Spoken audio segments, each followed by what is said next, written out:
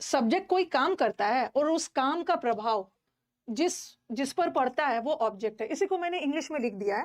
Okay, इसी को English में मैंने लिखा है द सब्जेक्ट, जिसके बारे में हम बात कर रहे हैं वो सब्जेक्ट है, और सब्जेक्ट के द्वारा कोई काम किया जाता है और काम का प्रभाव जिस पे पड़ता है वो हमारा वाक्य का ऑब्जेक्ट।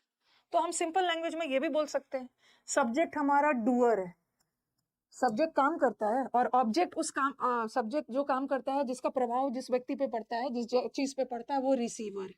ओके, तो in short subject is the doer और object is the receiver.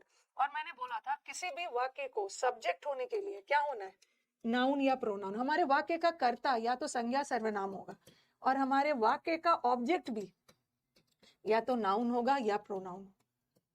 Okay, तो for a word to act as a subject, for a word to act as an object, subject object बनने के लिए या तो उसको noun बना होगा या तो प्रोनाउन, क्योंकि नाउन प्रोनाउन भाई भाई है। अगर नाउन नहीं रहता है तो उसी के बदले हम प्रोनाउन लगा देते हैं। ओके, अभी बहुत सारे एग्जांपल्स दूंगी जहां पे आपको सब्जेक्ट ऑब्जेक्ट बताती हूँ।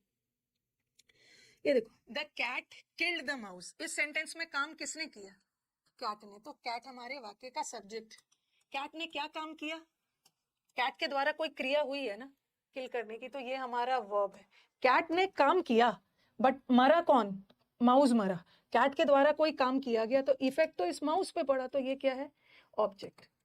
ऑब्जेक्ट का मतलब क्या होता है, मतलब सब्जेक्ट कोई काम करता है और उसका इफेक्ट एक्शन ट्रांसफर होता है कैट से माउस पे। अल्टीमेटली काम तो कैट ने किया बट इफेक्ट तो उस माउस पे पड़ा। उसी तरह ही हमारे वाक्य का सब्जेक्ट है, टीचर्स वर्ब है। ही क्या पढ़ा रहे हैं, ही इंग्लिश पढ़ा रहे हैं, तो ये हमारे वाक्य का ऑब्जेक्ट हो गया।